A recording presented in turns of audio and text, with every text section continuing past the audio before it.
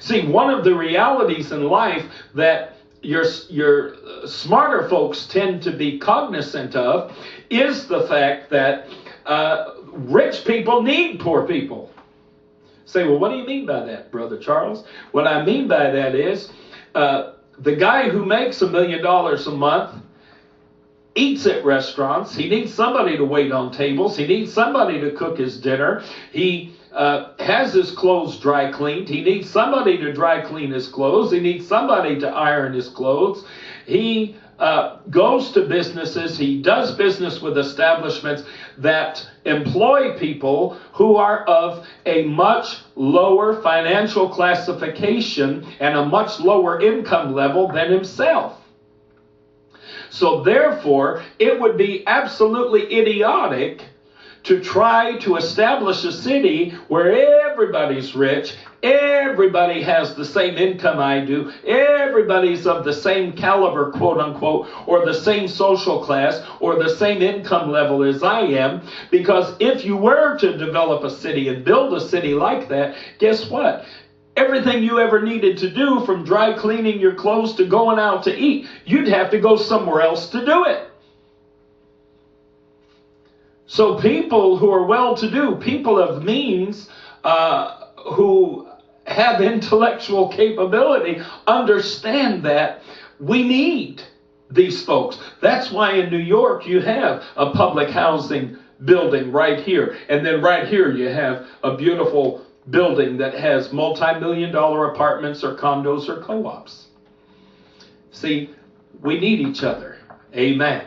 So now, one of the great sins of Sodom was they didn't see life that way. You had people that lived there that felt entitled, that if I want something, I'll just take it. I don't need to work for it, I'll just take it. You had people there who were of great wealth and great means, and they had no interest whatsoever in providing for anyone that was less fortunate than they. There were a lot of attitudes and a lot of spirits running loose in the city of Sodom that contradicted everything that the law of God taught, and that the principles of God teach us even today. But now I'm going to tell you, listen carefully to me now. I used to know a young lady in New York City who attended my church there, and her mom lived in a public housing tenement, and she had a Manhattan location and a view of the city that developers would have paid millions of dollars for.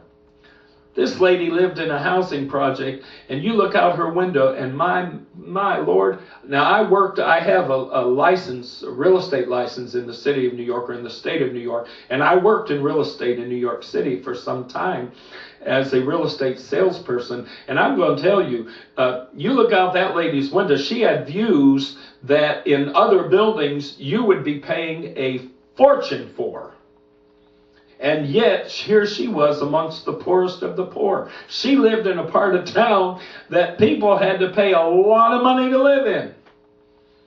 And yet, here she lived in a public housing situation, and it was planted right there. You see, even the wealthy people in New York, they didn't say, well, yeah, we'll provide for the poor. We'll help the poor folk, but put them all over here in Washington Heights, or put them all over here in Harlem, or put them all over here in this part of town. No, you could find them in the ritziest, highest, classiest part of the city. You could find the rich and poor side by side, without conflict, I might add, as a general rule. And on the flip side of the coin, to give you an example of the spirit of Sodom, and I'm going to upset some people when I share this, I'm sure, there are also great cities in this nation that are very much like Sodom, and I've experienced these cities personally myself. And one of those cities that I have to say I believe is absolutely overcome by the spirit of Sodom is the city of Atlanta, Georgia. Atlanta, Georgia is far too similar in nature and spirit to that of Sodom for me to be comfortable there. I spent several months, not quite a year, in Atlanta, and I'll tell you what, folks, in all honesty, and for those of you that live there, God bless you. I couldn't wait to get out. That city can care less about its poor. I have never seen a city. Now, as a minister, I have to help people every day. I have people that come to me with great needs, and most of the time, depending on where I'm ministering, I'm able to refer them to various agencies and to various places where they can get help, finding groceries and finding a place to live and get help paying their rent and paying their utilities and all this sort of thing. And when I was in Atlanta, I was appalled to find, here's a city that has some of the most absolutely beautiful, fabulous, gorgeous architecture you've ever seen in your life. Some of the most beautiful homes in America. Some of the most beautiful estates you'll ever see are in Atlanta, Georgia. Some of the wealthiest people in our country live in Atlanta, Georgia. And yet, the attitude and spirit of the government of that city is so selfish. They make absolutely no provisions for the poor. There were people that I was ministering to who were living with HIV and AIDS, and there were no services. I don't mean very few. There were no services available to them.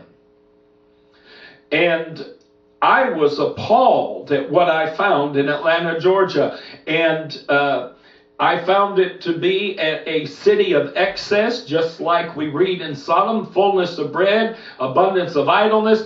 There were people that lived there that very much had an attitude of entitlement, people who lived off of the wealth of their family and their parents and all this sort of thing, and spent their entire day in the nightclub or in the bar. And the bars opened early and closed late. And I never saw a town in my life where people would go out to drink, and if you didn't get stone drunk till you fell off the bar stool, then you hadn't drunk correctly. And I'm not trying to be funny. I'm as honest as I can be. I used to participate. There was a Sunday program in a local bar, a gay establishment in Atlanta.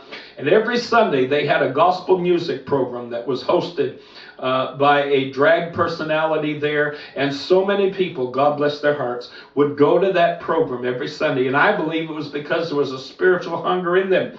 And they would go to that program so that they could connect to gospel music and so that they could feel the encouragement of good gospel music. And yet, I would go there, and I often sang during the program. They asked me to sing on many occasions, and I shared sometimes and would generally get a very positive response from the people. But I'm going to tell you, I sat there and I watched people drink until they literally fell off their seat. And this didn't happen once in a blue moon, my friend. This was a regular, everyday thing.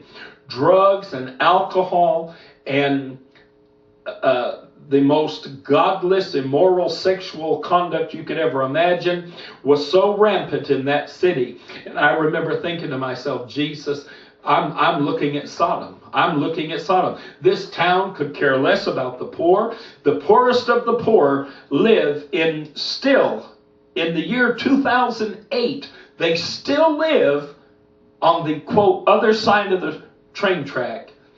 And they live virtually in shacks and shanties. And yet, just on this side are some of the wealthiest people in this entire nation. So, yes, there are cities to this day that have very much the spirit of Sodom. And they operate very much like the city of Sodom did.